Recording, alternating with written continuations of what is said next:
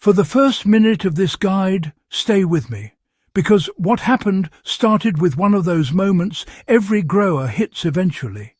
The moment when the compost pile becomes more of a chore than a resource. Anyone who's worked the land long enough knows compost can feel like a job in itself. Turning it every few days, checking moisture levels, keeping the ratios balanced, and fighting off the slump of tired organic matter that simply refuses to heat, these tasks pile up. I had been following all the rules, all the instructions handed down from gardening books and modern guides, yet my compost remained sluggish. It heated, then cooled, then stubbornly sat there, half-finished.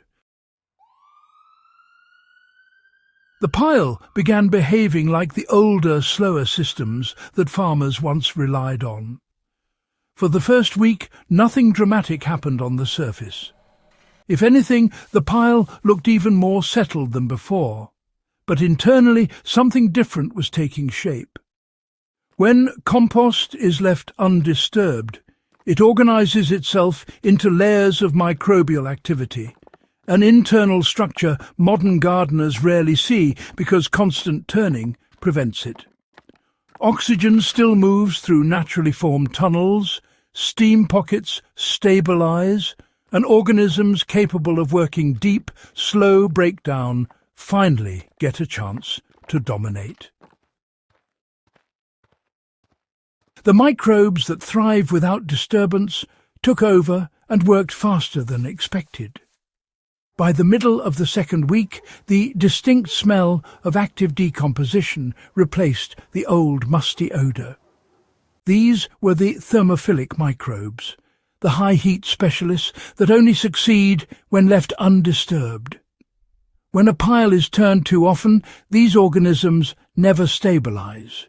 Heat spikes, drops, and fluctuates before they can build their colonies.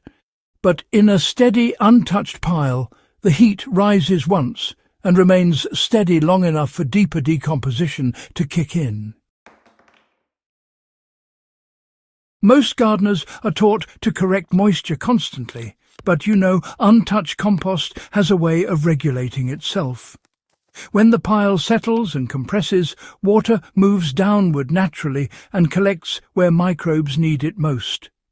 Meanwhile, the top dries into a crust that acts as a natural lid, preventing excessive evaporation while still allowing airflow. This is another old-world mechanism modern growers interrupt by turning too frequently. When I tested the moisture content on day 20, the middle felt like a wrung-out sponge. The microbes had reached their ideal environment without my help.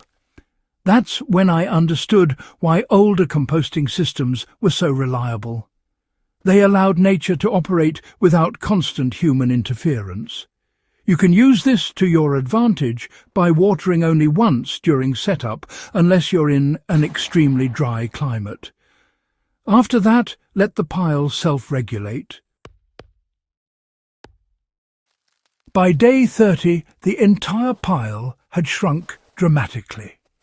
What began as a bulky, rough mix of leaves, kitchen scraps, and small sticks had collapsed into rich, dark material that looked closer to finished compost than anything I'd produced manually in the same time frame. The untouched pile had compressed without suffocating. Worms had moved into the lower layers, while the centre had cooked long enough to break down even the tougher components. This revealed the biggest lesson. Turning compost too often disrupts the very process you're trying to encourage. By allowing the pile to go undisturbed, I created a natural progression of heat, breakdown, cooling, and recolonization, the full composting cycle from start to finish. If you want to replicate this transformation, set up 2 compost systems. One is your active pile, where you dump daily waste. The other is your resting pile, which you do not turn for 30 days at a time. Rotate between them, and you'll always have one pile cooking quietly while the other receives fresh material. The result proved that the simplest methods often work best. What surprised me wasn't just the speed, but the quality. When I sifted the compost after the month-long rest, it was darker, finer, and more alive than any batch I had turned aggressively. Modern composting advice often treats the process like machinery that must be micromanaged. Yet the truth is that biological systems perform best when given space. This method not only saves time, but aligns perfectly with sustainable and historical practices. It works whether you're gardening in a backyard, homesteading, or preparing soil for survival-level resilience. If this guide gave you new insight into composting and you want more historically grounded practical knowledge for real growers, then subscribe to Hydro Haven, share this video, and help pass on techniques that actually work, not just the ones printed on the bag.